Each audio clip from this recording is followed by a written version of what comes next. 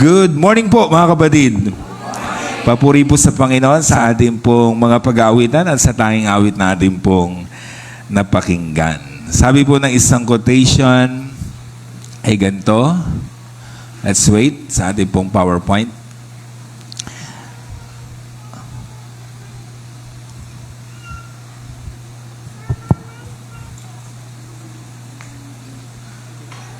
Sige po. Sabi niya, ay ganito. Baba na po natin.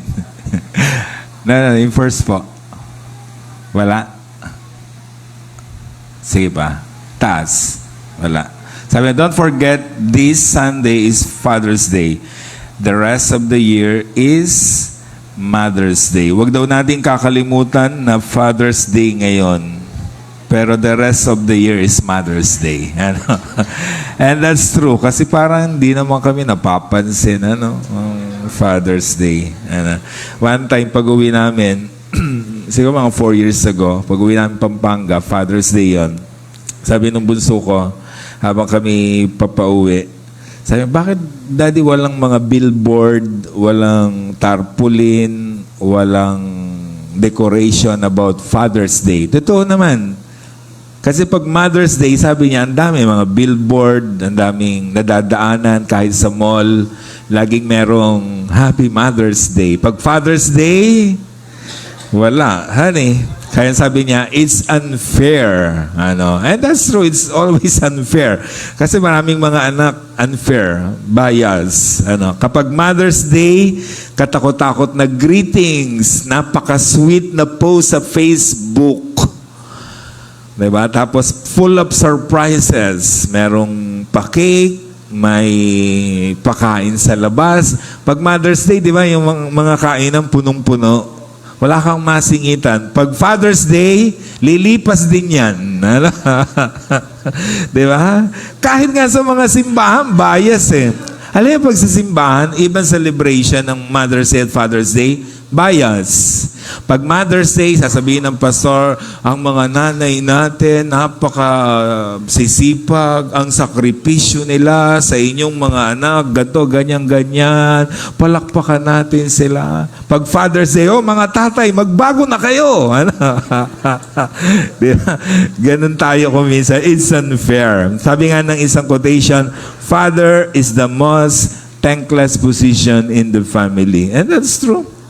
Totoo po yan. We neglect the effort, the sacrifices, the hard work ng mga tatay po ng tahanan. Kasi nga, madalas ang nanay ang kasama ng mga anak. Dahil ang mga tatay, minsan nasa ibang bansa, minsan nasa trabaho, yan ang nangyayari. Kaya ang ending, yung nanay ang higit na na-appreciate ng mga anak, hindi napapansin yung sakripisyo ng mga tatay. So we take them for granted. Pero today, hindi natin sesermonan ng mga tatay. Atin silang i-appreciate. Kikilalanin natin ang kanilang mga sakripisyo. Kaya to all fathers, daddy, tatay, papa, tatang, itay, o whatever na tawag niyo po sa kanila, happy Father's Day po sa inyong lahat. Taytay Church of Christ is so proud of you. Pwede ba natin silang handugan ng malakas na palakpakan? Kung ang katabi ninyo o malapit sa inyo ay isang tatay, tiyakin nyo muna ng tatay, baka mukhang tatay lang. Sabihin niya, Happy Father's Day. Baka mukhang tatay yan, ma-offend pa. At kung tatay nyo pa ang nariyan, mas maganda kung i-kiss ninyo, i-hug ninyo. Diba? So, anything you can do to appreciate them today. Makaramdaman sila ng appreciation mula sa atin. Third Sunday of June was set aside to honor our fathers. Diba? Ang May naman is second Sunday of the month of May, Mother's Day. Third Sunday ng June is Father's Day. Actually, isa sa nakita kong dahilan bakit merong Father's Day is to say thank you to all fathers. Kaya pwede ba nating sabihin sa lahat ng tatay, lahat naman tayo may tatay tayo, sabihin niya, thank you daddy, thank you tatay.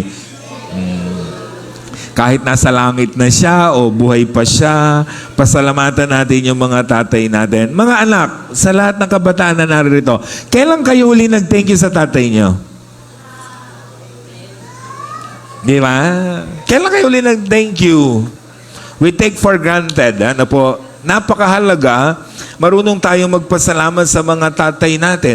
Pag humingi kayo, ibigay agad sila. Tapos di malaki marunong mag-thank you. Ano? So napakahalaga na nagpapasalamat tayo sa lahat ng kanilang sakripisyo, sa kanilang ginagawa sa buhay natin. Ano po? Parang yung isang retreat ng mga kabataan o mga anak, sabi nung pastor sa kanila, during the retreat, ilabas nyo ang cellphone ninyo, i-chat ninyo ang tatay nyo. Ito ang sasabihin nyo, Tatay, thank you sa lahat ng ginawa ninyo at sakripisyo nyo sa akin na inyong anak. Nag-send lahat yung mga kabataan. Sabi ng pastor, let's wait for the reply. Nag-reply yung unang tatay dun sa anak. Sabi nung reply ay ganito. Sabi niya, nilahad nyo na. Ano? Sabi niya, anak, may problema ka ba? Sabi niya, bakit? Hindi sanay mapasalamatan eh. Ano? Sabi niya, anak, may problema ka ba? Sabi nung isa, anak, sabi niya, anong kailangan mo? Totoo naman, di ba? Pag sweet ang anak, alam mo na, ninenervous na ang tatay pag sweet yung anak, di ba? Tama? Anong kailangan mo? Yung pangatlo, sabi niya, anak, may nagawa ka bang mali? Ano, kasi sweet siya eh. At pang-apat, sabi niya, who you? Yun ang mas malungkot. Ano? Kasi hindi siya sanay mapasalamatan. Isa po sa mga popular na kwento sa Bible, ang pag-uusapan natin today, to honor all our fathers, ngayon pong Father's Day. The so-called the prodigal son in Luke chapter 15. Wala na sigurong hindi nakakaalam ng kwentong ito. Active man sa church o hindi active sa church, very common yung story na yan, yung prodigal son. Ano po? So, but actually, today, lalagyan natin ng twist. Hindi yung prodigal son ang pag-uusapan natin. Nakasiris ito sa midweek. Una natin pinag-usapan sa midweek, last Wednesday, is the original prodigal son. Yung bunso, yung naglustay ng pera. Today, dahil Father's Day, ang pag-uusapan natin is the prodigal's father. Yung tatay. Next Wednesday, pag-uusapan natin sa midweek, the other prodigal son, which is yung panganay. Okay? Kaya pag pinag-aralan nyo yung kwento ng prodigal son, hindi lang siya tungkol doon sa original prodigal son. Actually, this story also talks about the other prodigal son and the father of the prodigal sons na ating pag-uusapan today. Ano po? Let's start our story in verse 11. Sinabi pa ni Jesus, isang tao ang may dalawang anak na lalaki. Sa napansin nyo, sa simula pa lang ng kwento, ipinakita na ni Jesus na may isang pamilyang pag-uusapan. Binubuo ng isang tatay na merong dalawang anak, a father and two sons. Nasaan yung nanay? Ba't hindi siya nabanggit? Siyempre, una, in biblical context, ang nanay hindi naman binabanggit. Wala namang kwenta noon ng babae. Noon yun. Okay? Huwag kayong masasaktan. Alam naman ninyo, ngayon kayo ang pinaka-importante. Pero noon, pag babae, walang kwenta yan. Okay? Kaya hindi sila binabanggit. Or number two, maybe biyudo na yung tatay in this context. Nag-iisa na siyang nagpapalaki ng kanyang mga anak. Ano po? At alam natin kung gaano kahirap ang maging single parent. Okay? Hindi pa tayo siguro nagiging single parent, pero dun sa mga naka-experience na, mahirap ang maging single daddy, single mommy. Okay? Napakahirap niyan. So in this context, mga kapatid, yun ang ginawa nung tatay. Okay? Single parent siya, single daddy siya. Alam niya yung kanyang ginagawa para sa kanyang mga anak. Okay? So mahirap yang maging biyudo. Pero kinaya niya. So what was the lesson in this context? His father was a loving husband. Okay? No time na siya to look for another wife. Hindi na niya nakuhang mag-asawa para muli ay magmahal siya, kundi inintindi na lamang yun kanyang mga anak. Unusual yun. Kasi ang lalaki, tandaan niyo mga kapatid, pag nabiyudo ang lalaki, ang hanap agad niyan, babae. Kahit nagsumpaan pa silang mag-asawa. Kasi nung buhay yan, pag namatay ako, mag-aasawa ka, cross my heart, hindi na. Huwag ka maniwala. Pag maaga-aga kang nawala, mag-aasawa yan. Kaiba pag babae. Pag ang babae na biyuda, ang hanap niyan, hanap buhay. Para buhayin ng pamilya. Ang lalaki, pag nabiyudo, asawa ang hanap agad niyan. Diba? Hindi masama yun. Nga pag-uusapan natin. But in this context, dahil love na love niya ang kanyang wife, hindi na niya nakuhang mag-asawang muli para bigyang pansin yung kanya pong mga anak. So listen, fathers, the best gift you can give to your children is to love their mother. Vice versa. Diba? Ganun din sa mga wife.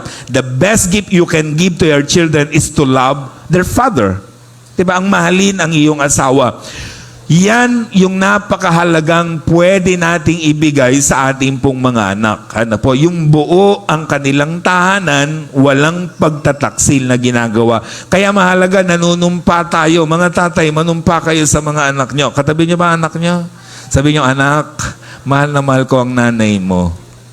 Diba? Gayusak, mahal na mahal ko ang nanay niyo. Diba? Ganun yan. Kasi napakahalaga mga kapatid na yun kasi ang bilin sa atin. Sabi ng Bible, Ephesians 5:25, husband, love your wives even as Christ also loved the church and gave himself for it. Ang problema kasi sa mga husband, sumobra ang pagiging loving. Lahat gustong mahalin. Pero in this context, sabi niya, mga husband, ang mahalin nyo lang asawa nyo. Gaya ni Jesus na minahal ang iglesia at handang ibigay ang kanyang buhay para dito. Pero baka ma-misinterpret nyo ako, lalo na sa mga widow and widower. Sa lahat ng mga balo, baka ma-misinterpret nyo ako. There is nothing wrong to marry again. Okay, there's nothing wrong to marry again. Like Abraham. Do you remember Abraham? After mamatay si Sarah, ang tanda-tanda na ni Abraham, nag-asawa pa rin si Keturah. Actually, naka-anim pa nga siyang anak after that. Diba? Kasi hindi masama yung mga kapatid. Hindi ipinagbabawal ng Bible, walang masama doon, huwag nating pagmukaing masama kapag nabaloy nag-asawa. Misa kasi, di ba, masyado tayong judgmental. Uy, nag-asawa siya ulit, hindi niya mahal ang asawa niyang namatay. There's nothing wrong about that. Sabi ng 1 Corinthians 7:39, sabi ni Paul, ang babae ay nakatali sa kanyang asawa habang siya'y nabubuhay. Kapag namatay ang lalaki, ang babae malaya ng mag-asawa sa sino mang maibigan niya. Ngunit, dapat isa ring nananampalataya sa Panginoon. Diba? So sabi ni Apostle Paul, sa mga biyudo, sa mga biyuda, nothing wrong to marry again. Pero meron lang siyang bilin. Sabi niya, dapat mananampalataya rin. Okay? Let's continue our verses. Verse 12. Ang wika ng bunso, Ama, ibigay na po ninyo sa akin ang mamanahin ko. Sabi nung bunso sa tatay niya, Tatay, pwede ba makuha ko na yung mamanahin ko? So the younger son was very confident about his father's accommodation. Ang lakas-lakas ng loob niyang humingi ng mana. Alam niyo ba kung anong ibig sabihin nung, Tatay, pwede ko bang makuha na yung mana ko? Alam niyo ibig sabihin nun?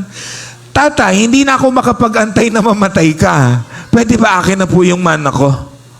Bakit ang lakas-lakas ng loob ng batang ito na hingin ang kanyang mana, yamang ang tatay niya ay buhay pa? Kasi kilala niya ang tatay niyang madaling lapitan. So his father was approachable father, madaling lapitan, madaling hingan. Hindi katulad ng mga politiko. Madaling lapitan, mahirap hanapin. Pakaway-kaway pa nung eleksyon. Pero kapag katapos ng eleksyon, huyo ka. Hindi na tayo kilala. Pero yung tatay in this context, madali siyang lapitan, madali siyang hingan, madali siyang hanapin. Kaya sabi nung verse, very confident yung bata na lumapit sa tatay niya kahit buhay pa ito na, tatay, pwede ko bang makuha na yung aking mamanahin? Di ba yun yung kanyang sinabi? Kayo ba halimbawa, yung anak nyo, hihingin yung mana niya sa inyo? Anong gagawin nyo? Sige nga, sabi niya, tatay, pwede ba makuha ko na yung mana ko? Anong gagawin nyo? Sige nga, be honest. Wait lang. Anong mana? Baka makutusan pa yon. 500 pesos nga ang hinihingi ng anak mo papuntang SM. Katakot-takot na sermon ng ginawa mo Mana pa. Diba? Yun ang ibig sabihin, mga kapatid. So he asked for his share to his father without hesitation. Dahil alam niya, kilala niya ang tatay niya na madaling lapitan. So, ang tatay niyo ba approachable? Mga tatay, madali ba kayong lapitan? Kasi maraming mga tatay, alam naman natin, di ba? Ang mga tatay kasi, hindi ka pa lumalapit, alam mo na ang sagot. No. Di ba? Kaya ang mga anak, sinong nilalapitan? Nanay. Mga nanay kasi, konsentidor. Ano lagi sasabihin niya? Sige anak, umalis ka, akong bahala sa tatay mo. Ganyan yan. Yung mga batas Yung mga tatay tumitiklop pag gano'n ang dialogue Di ba? Kaya ang bata, lagi ang paalam sa nanay. Kasi sa tatay, lumalapit ka pa lang, alam mo na agad ang itsura. No. Di ba? But in this context, very approachable, yung tatay. Parang yung kwento, yung anak, pag nasa taas ng bahay, yung tatay nasa baba. Pag tumaas ang tatay, bababa yung anak. Pag bumaba yung anak, tataas, yung tatay, tataas yung anak. Gano'n na lang, gano'n na. Sabi nung nanay, nahihilo ako sa inyo. Bakit? Pag tumaas ang tatay mo, bababa ka. Pag bumaba siya, tataas ka. Sabi nung anak, kasi po, iniiwasan ko ang tatay. Wala kasi siyang alam gawin kundi, number 1, utusan ako o pagagalitan ako. Madalas naman totoo, di ba? Ang tatay sa bahay, usually, dalawa lang ang alam gawin sa anak. Kung hindi uutusan, pagagalitan. Diba? So dapat approachable tayo like the father in this story. Verse 12, letter B. At ibinahagi sa kanila ng ama ang kanyang ari-arian. So the father divided his property between his two sons. Bilang katugunan ng request ng bunsong anak, hinati nga ng ama ang kanyang ari-arian para sa dalawa niyang anak. Take note that word. Binahagi sa kanila. Nakita niyo? Ang nanghihingi ng mana, yung bunso. Pero anong ginawa ng tatay? Ibinahagi sa kanila yung kanilang mamanahin mula sa kanyang ari-arian. So the father divided his property between his two sons. So hindi lang siya loving, hindi lang siya approachable, good provider pa siya. Nakita niyo siguro masipag siyang tatay, nagsumikap, kaya na-provide niya ang pangangailangan ng kanyang mga anak to the point na kaya pa niyang magpamana sa kanyang mga anak. Kayo ba kaya niyong magpamana sa anak niyo? Anong ipamamana niyo? Utang. Ano ipamamana? Lupa. Saan? Sa kuko. Anak, ito lang ang lupa natin. Kunin mo na. Pero in this context, yung tatay, dahil masipag siya, hardworking siya, na i-provide niya ang pangangailangan ng mga anak niya to the point na sabi ng verse, kaya niyang magpamana. Okay? Para sa kanyang mga anak. So, anong tawag doon? Good provider. Diba? At yun naman talaga ang trabaho natin bilang mga tatay, bilang ama ng tahanan. Actually, mga kapatid, yan talaga ang mission natin bilang mga ama. To be a good provider, di ba? Sa ating mga balikat ibinigay, ang patuloy na pagbibigay ng magandang kinabukasan para sa mga anak natin. Responsibilidad natin yan. Kaya sabi ng 1 Timothy 5:8, if anyone does not provide for his relatives, take note, especially for his immediate family. Sino ba ang immediate family natin? Asawa, mga anak. He has denied the faith and is worse than unbeliever. Sabi ni Apostle Paul, kung hindi ka nagiging good provider, not just to your relatives, especially to your immediate family, sabi niya, you are worse than unbelievers. Para kang hindi mananampalataya. Okay? Kasi tayo bilang mga mananampalataya, ang goal natin talaga is to provide the needs of our kids, of our children. Di ba? Araw-araw. Kaya saludo tayo sa lahat ng tatay na masipag, masikap, lahat ginagawa. Diba? Lahat tinitiis, ginagawang araw ang gabi, mga kayod marino. Yung iba nagpupunta pa ng ibang bansa, tinitiis ang lungkot. Diba? Para lamang i-provide ang pangangailangan ng mga anak. Tapos, pagkakait nyo yung simpleng thank you. Diba? Diba? Simpleng surprises para sa kanila. So, atin po silang pasalamatan. 2 Corinthians 12:14, ang mga magulang ang dapat mag-impok para sa mga anak, hindi ang mga anak para sa kanilang mga magulang. Sa mga anak, ang merong responsibilidad para tugunan ang pangangailangan ng pamilya ay yung magulang. Sabi niya, ang magulang ang mag-iimpok para sa mga anak, hindi ang mga anak ang mag-iimpok para sa magulang. Pero wag naman natin ma-misinterpret. Kasi ang pinag-uusapan dyan, mga kapatid, hanggat able ang tatay, hanggat able ang nanay, lahat gagawin niya to provide your needs. Pero darating ang araw, magbabaligtad ang sitwasyon. Siya naman ang mahina, siya ang nangangailangan, ikaw naman ang sobrang lakas at meron. Alam nga namang hindi natin suklian ang kanilang kabutihan para sa bawat isa sa atin. Pero hanggat kaya nila, gagawin nila ang lahat to provide your needs. Tuloy natin ang kwento. Verse 13 and 14. Pagkalipas ng ilang araw, ipinagbili ng bunso ang kanyang ari-arian at nagtungo sa malayong lupain. Taglay ang buo niyang kayamanan at do'y nilustay na lahat sa diwastong pamumuhay. Nang malustay na niya ang kanyang kayamanan, nagkaroon ng matinding tagutom sa lupain iyon at nagdalita siya. So hiningi na nga niya ang mana niya, it was a disrespectful request sa kanya pong tatay, nilayasan pa niya at inubos pa niya yung kanyang kayamanan sa hindi wastong mga gawain. So, hindi siya binawalan ng kanyang tatay. Napansin niyo? Binawalan ba siya ng tatay? Sabi niya, yan lang pala ang gagawin mo, lalayo ka lang. Hindi ka aalis. No. Diba? Sabi ng verse, binayaan ng tatay yung anak niya na kunin lahat ng kanyang mana, ibenta at umalis. Mas probably, pwedeng sabihin natin na pinayuhan niya. Okay? Ganun naman ang tatay. Pero hindi niya pinigilan. Bakit? Because his father gave him freedom to choose. Hindi kontrabida yung tatay sa kanya pong anak, sa plano ng kanyang anak. Binigyan niya ng laya ang anak niya na gawin ang ibig niya. Don't get me wrong. Itong batang ito, able na siya to decide. Matanda na ito eh. Hindi naman ito kabataan pa, hindi ito minor. So naroon ang magulang para mag-guide, magpayo, pero ang ending, kung anong gusto ng anak niya, yung pa rin ang nasunod. Kasi hindi niya pinigilan. Maaring pinayuhan niya, pero hindi niya pinigilan. So father, as well as mothers, give your children freedom to choose. Lalo na kung matatanda na sila. Importante yun, binibigyan natin sila ng kalayaang pumili. Marami kasing mga anak, parang robot sa bahay. Diba? Sunod-sunuran sa gusto ng magulang. Minsan nga, 30 years old na. O diba? Pinipiit pa rin ng nanay. Pinipiit pa rin ng tatay. Diba?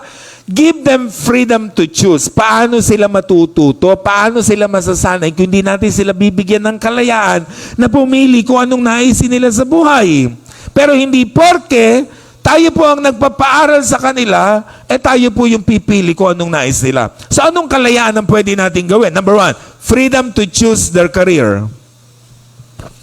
Hindi porke nurse kayo, yung anak nyo, kailangan maging nurse. Hindi porke teacher kayo, gusto nyo, anak, teacher ka. Ang tatay mo teacher, ako teacher, ang tita mo teacher, dapat teacher ka rin. Paano kung hindi yun ang gusto niya? Paano kung hindi yun likas sa kanyang sarili? Dapat binibigyan natin sila ng laya na pumili kung anong nais nila sa kanilang buhay. Di ba? Kung anong gusto nila. Ako personally, ang gusto ko sa mga anak ko, maging pastor talaga. Kung ayaw nila, ano magagawa ko? Subala sila kung anong gusto nila sa buhay nila. Bagamat nung maliliit yan, gusto nila magpastor. Anong gusto mo paglaki mo? Pastor. Bakit? Maraming gifts. Gifts lang pala hanap ng mga ito. Nung maliliit sila, laging ganun ang gusto. Pero siyempre, habang nagkakaedad, nag-iiba.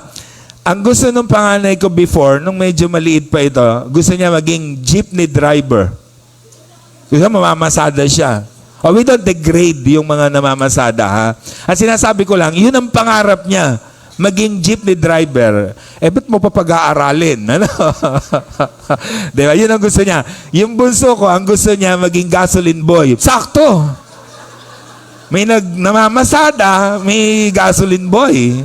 O, ganun lang naman lang usually, di ba ganyan lang naman lang mga bata? Tama?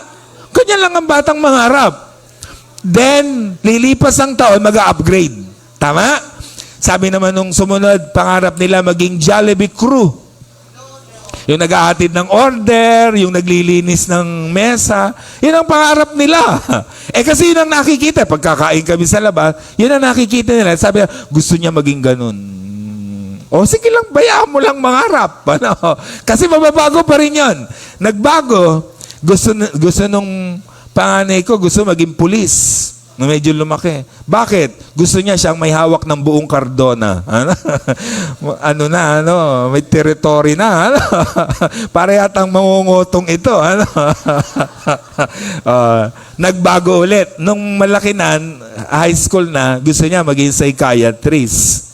Tapos ngayon, nagbago, second year college na siya, teacher ang kanyang kinuha education. Di po ba? Saan nagbabago? Nakita nyo? Yung bunso, chef ang gusto niya. Ewan ko ngayon kung ano pa gusto niya. Nagbabago naman yan. Anong point ko lang? Kung anong gusto nila, susuportahan natin sila. Okay? Huwag nating ipipilit ang hindi nila likas. Bakit? Dahil hindi sila magbubloom doon. Hindi sila magiging masaya ron. Kung saan sila masaya, dapat yung suporta natin, ibibigay natin. Nag-a-adjust lang tayo kung hindi natin kaya. Diba?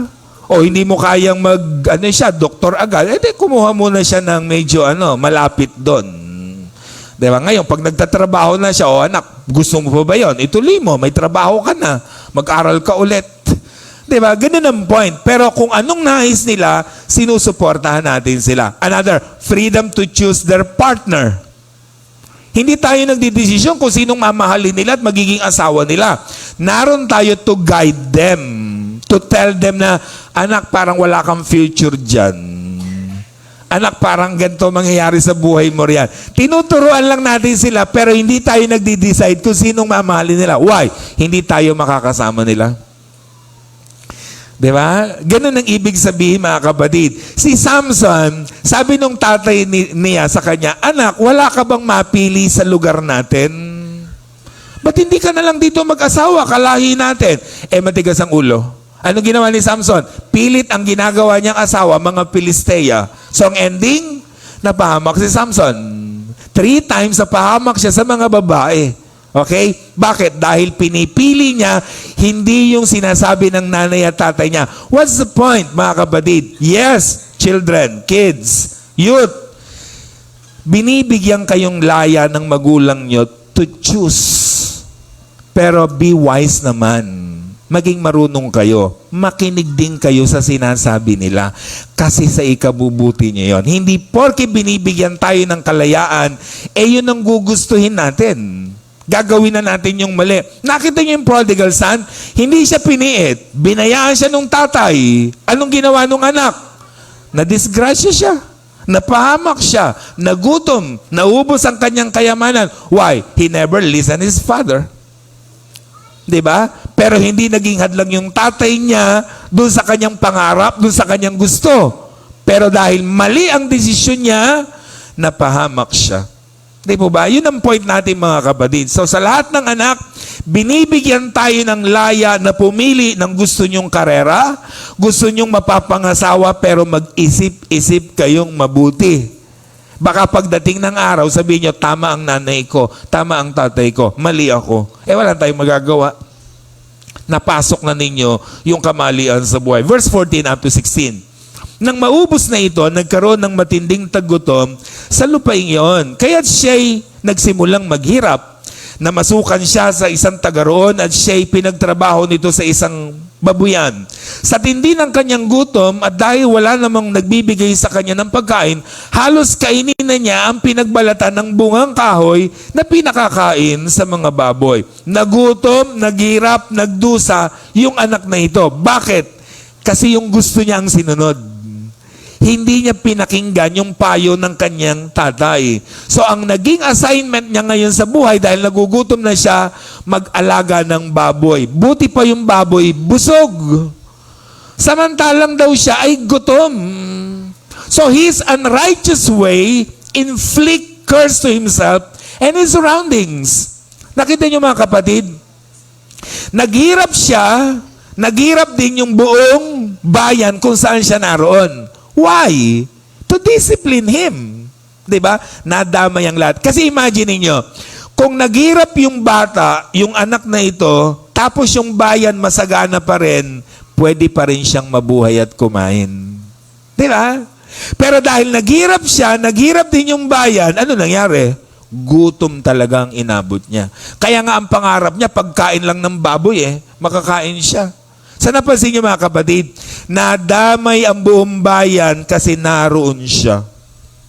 Nakita niyo yung point? Do you remember Jonah? Nung halos lumubog yung barko? Diba? Bakit? Bakit? Kasi sinususog siya ng Diyos. Kasi inuutusan siya ng Diyos, papunta rito, dito siya nagpunta.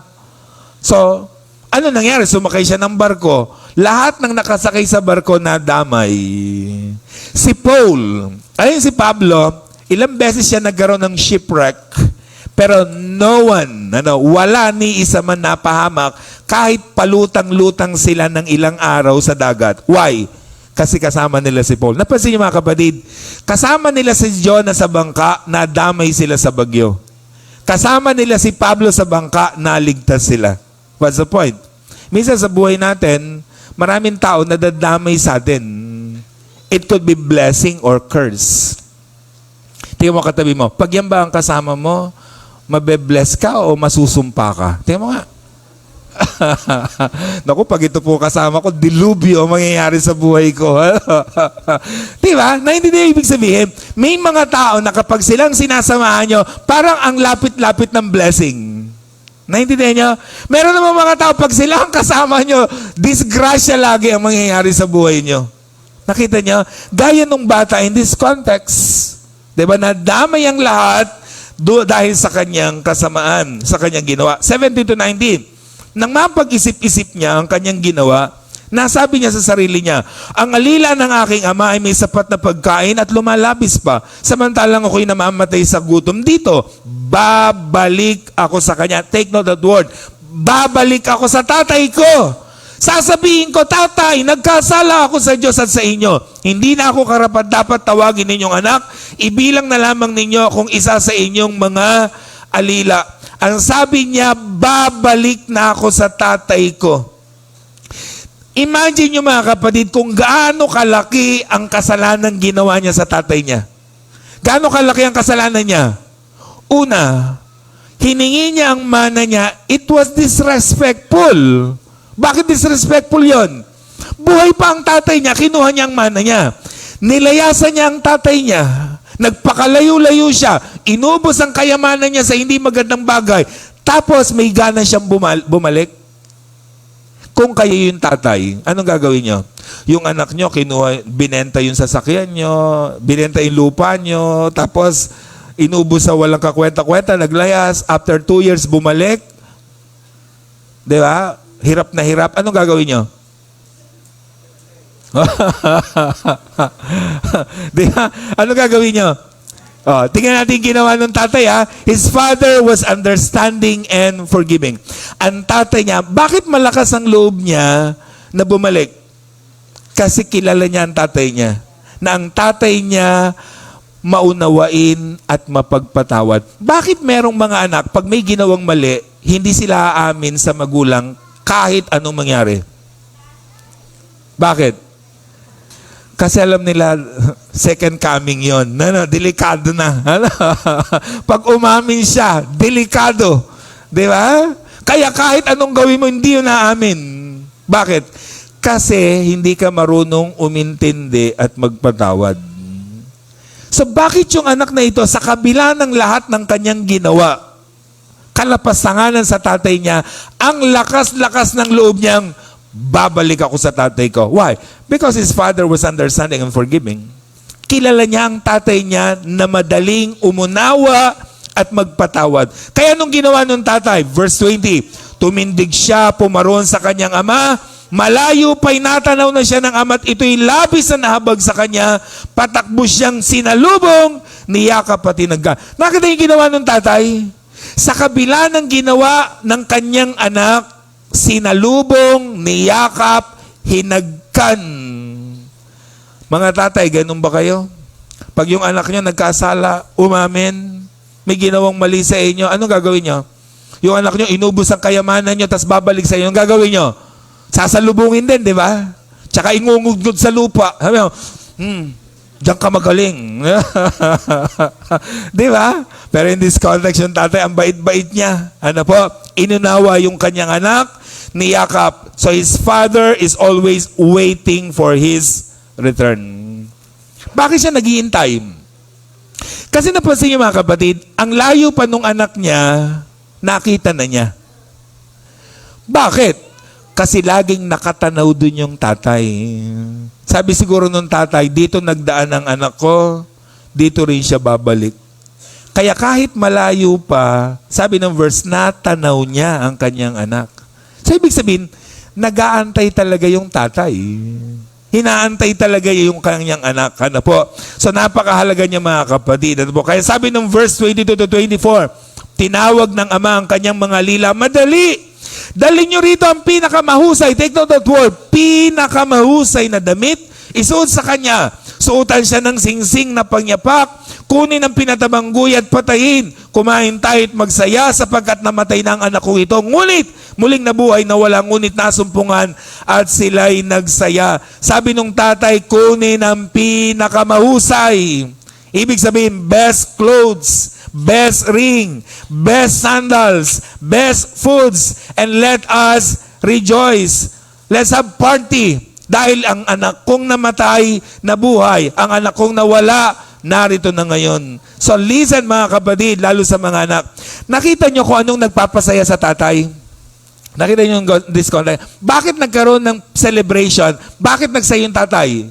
Kasi yung anak niya, umuwi. Mga anak, listen. Lalo na kung malayo kayo sa magulang nyo. Walang ibang nagpapasaya sa magulang yung umuwi kayo.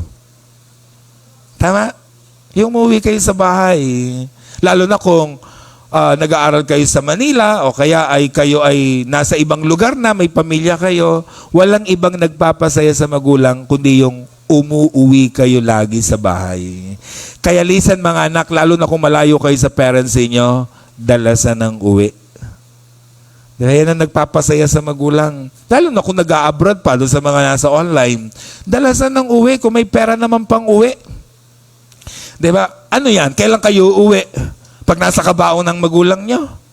Diba? Tapos ngunguy-nguy kayo ng, sorry po tatay, di ako nakauwi. Ganon. Ang sarap isama sa hukay ng mga ganong anak. Diba? Nagpakayaman kayo sa ibang bansa, tapos di kayo makauwi-uwi. Uuwi kayo, nalaman nyo nangihina na ang magulang nyo, di kayo makauwi-uwi. Tapos nung hinintay nyo pang mamatay, tsaka kayo ngayon uuwi. Kaya mga kapatid, laki ko sinasuggest, ang magulang habang buhay, habang humihinga pa, kahit may sakit na, dun nyo dalasan ng uwi. Pag namatay na, pwedeng hindi na kayo umuwi. Wala na kayong magagawa ron. Diba? Pero yung buhay siya, humihinga pa, yun ang pinakamasaya para sa kanila. Hindi naman nila mararamdaman yung pagmamahal niya pag siya'y nakaburol na. Nararamdaman niya habang siya'y humihinga pa. Diba? Yun ang point natin. Nakita niyo in this context, yung tatay tuwang-tuwa, nagkaroon ng celebration, nagpahanda ng malaking piging kasi yung anak niya ay umuwi. Nakita niyo yung application sa buhay natin. Ang tatay, ang nanay niyo ang nagpapasaya sa kanila pag umuwi ang anak sa bahay. Huwag lang kayong kukura. Pera, hindi yung nagpapasaya, lalo kung may bit-bit pa kayo, it brings joy to their heart. Kaya dalasan ng uwi. Verse 25 to 26, nasa bukid noon ang anak na panganay. Umuwi siya at nang malapit na sa bahay, narinig niya ang tugtugan ng sayawan. Tinawag niya ang isa sa mga alil at tinanong, bakit? May ano sa atin? Sa pagbalik ng anak, galing sa bukid, may nakita siyang eksena. Napansin niyo agad mga kapatid? Nakita niyo yung difference ng dalawang anak? Parehong umuwi ng bahay, pero magkaiba ng pinuntahan. Nakita yung difference? Yung isa galing sa layaw, gala, gastos. Yung isa galing sa bukid, trabaho. Pag-uwi, yung galing sa bisyo, pinaganda. Yung galing sa bukid, nagngingit-ngit, di ba? Saan nyo nakikita ang sarili nyo sa magkakapatid? Kasi iba sa mga magkakapatid, magkakaiba talaga. Meron talagang parang katulad ng prodigal son, laging nasa labas. Meron namang katulad ng other prodigal son, laging tumutulong sa gawaing bahay. Sino kayo ron? Di ba? Di ba? So, anong mapapansin nyo mga kapatid? Pagdating niya, nakita niya may kasayahan. So, he called one of the servants and asked, anong meron? Hindi ko naman birthday. Hindi naman birthday ng tatay. Ba't may celebration? Sumagot yung alipin, 27 to 28. Dumating po ang inyong kapatid. Tugon ng alila. Ipinapatay ng inyong ama ang pinatabang guya sapagkat nagbalik siyang buhay at walang sakit. Nagalit ang panganay at ayaw niya itong pumasok sa bahay. Kaya't lumabas ang kanyang ama at inamu-amo siya. So the elder son got angry. Ba't siya nagagalit? Yung kapatid niya, na nilusay ang pera, bumalik, pinaganda. So, anong ginawa nung tatay? Lumabas. Anak, sabi niya, pumasok ka na. Galing nung tatay, inamu-amo yung anak. Hindi niya pinagalitan yung anak niya, inamu-amo para pumasok to celebrate with them. Verse 29 to 30. Ngunit sinabi nito, pinaglingkuran ko po kayo sa loob ng maraming taon. Kailanman hindi ko po kayo sinuway. Ngunit ni minsan hindi niyo ako binigyan ng kahit isang bisirong kambing para magkatuwaan kami ng aming mga kaibigan. Subalit nang dumating ang anak ninyong yan na lumustay ng inyong kabuhayan sa masamang babae, ipinagpatay pa ninyo ng pinatabang guya. Nakita niyo? Punong-puno siya ng samaan ng loob. Nagkaroon ng celebration dahil bumalik yung kanyang kapatid. Sabi niya, tatay, sabi niya, buong buhay ko wala akong ginawa kundi sumunod sa inyo. Pero hindi nyo mala akong pinagpatay kahit kambing. Yang kapatid kong yan, nilusay lahat ng pera mo, nagpakalayo-layo, pagbalik niya, pinagpatay nyo pa ng pinatabang guya. Oh, come on, daddy. Di ba? Anong ibig sabihin mga kapatid? Sabi ng verse 31 to 32, sumagot ang ama, anak, lagi kitang kapiling, ang lahat ng ari-arian ko'y sa iyo. Ngunit dapat tayong magsaya at magalak sapagkat namatay na ang kapatid mo, ngunit muling nabuhay na walang ngunit na sumpungan. Alam niyo kung anong ibig sabihin nung panganay? Tatay, unfair ka eh. May paborito ka. Di ba? Sabi niya, ako tatay, buong buhay ko, wala akong ginawa kundi sumunod, magtrabaho, ganito, ganyan. Pero kahit kambing, di niyo ako pinagpatay. Yung paborito niyong anak, sabi niya, nilustay na lahat ng pera niyo, kinuha lahat ng mana niya, binenta lahat ng lupa mo, pagbalik niya, pinaganda niyo pa. Paborito nga ninyo siya. Na ito ibig sabihin? Pero at least mga kapatid, yung tatay in this context, wala siyang paborito. He hates favoritism. Na minsan yung mga anak, nami-misinterpret nila. Ay yung mga anak, listen, ang mga magulang natin, wala yung paborito. Pwede, mga lolo't lola, pwede pa. Pero ang mga magulang, hindi nagpapaborito. Alam niyo kung bakit? Magkaiba lang yung pagmamahal na ibinibigay sa inyo depende sa personality at pangangailangan nyo. Bakit merong mga magulang, di ba sasabihin ng anak, o nanay, ito ang iyo, tatay, ito ang iyo. Baka ibigay na naman ninyo kay kuya, ha? Di ba, ba't ganon? Bakit yung nanay, pag inaabutan nung anak na isa na meron, biglang pasimpleng mag-aabot dun sa kanyang isang anak na wala? Dahil ba paborito niya yon? No. Dahil nangangailangan siya. Naintindihan niyo? Hindi dahil mas mahal niya yon. Naintindihan ibig sabihin? Hindi favoritism yon. Okay? Kundi dahil nakikita niya ang pangangailangan ng anak niya. Di ba? Ganun ang nanay. Ibinibigay niya yung pagmamahal depende sa pangangailangan. Merong iba, di ba? Bakit yung attention niya narito sa isang anak na ito? Okay? Hindi dahil paborito niya. Alam mo, sa mga anak ko, talagang naibuhos ko yung halos maraming panahon doon sa bunso kasi nung panahon niya hanggang 7 years old, sakitin siya. Okay? Hindi dahil siya yung favorite. Na ito ibig sabihin, pare-pareho lang. Kasi depende sa kanilang pangangailangan. But in this context, sabi nung bunso, sabi nung panganay, paborito mo kasi yan. Binigay mo ang mana niya, nung inaubos, pinaganda pa ninyo. Anong sagot ng tatay? Anak, number 1, lagi tayong magkasama. Anong ibig sabihin? Mapalad ka pa nga anak eh. Kasi tayo laging magkasama. Siya, hindi natin siya nakakasama. Number 2, ang lahat ng ari-arian ko'y iyo. Bakit kanya? Anong sabi ng verse kanina? Tatay, akin na po yung mana ko. Anong sabi ng verse? Hinati nung tatay ang kanyang ari-arian sa kanila. What does it mean? Yung sa bunso, kinuha na niya, therefore lahat ng natira kanino? Panganay. Anak, lahat ng akin, iyon na. Ba't hindi ka nagpatay? Ba't hindi ka kumuha? Ba't di ka naghanda?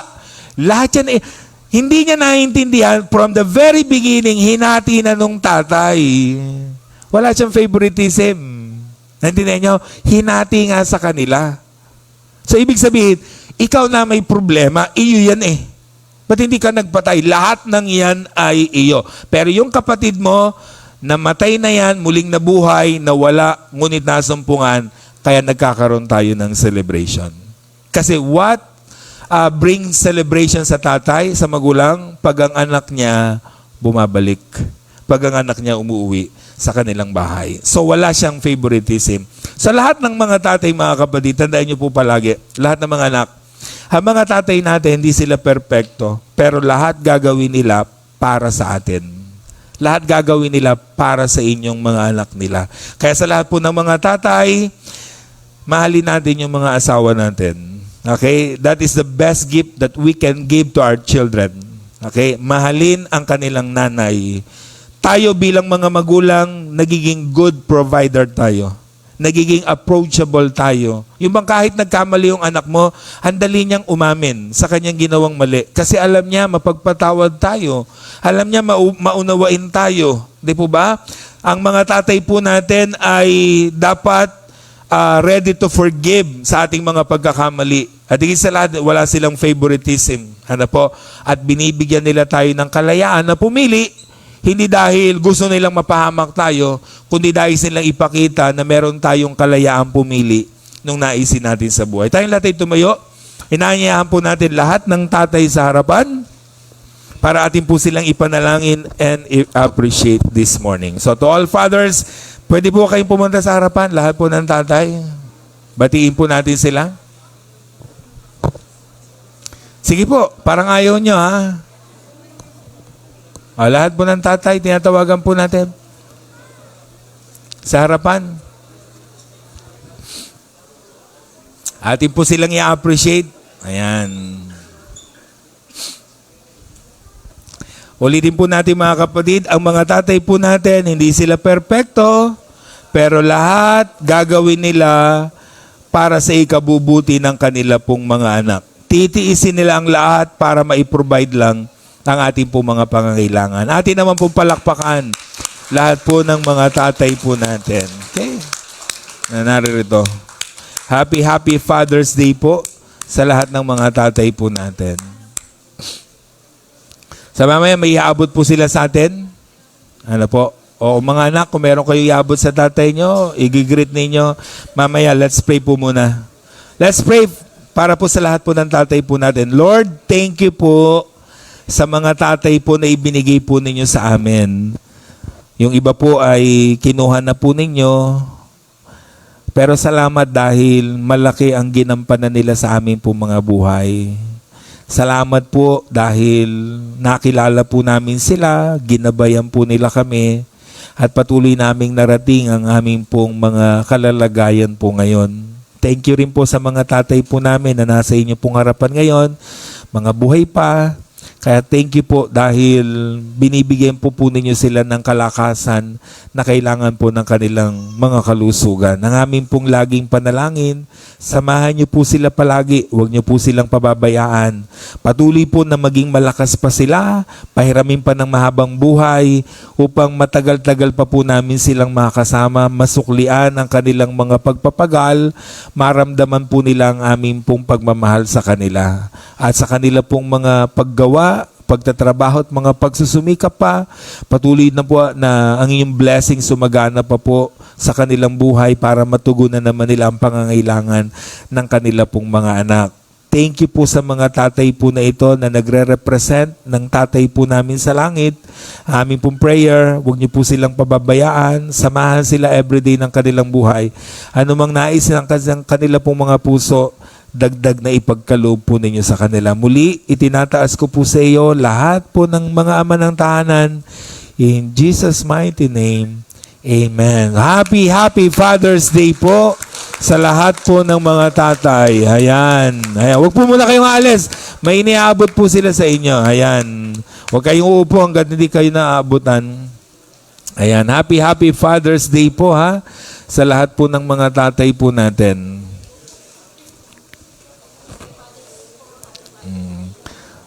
Pamunas daw ng pawis yan.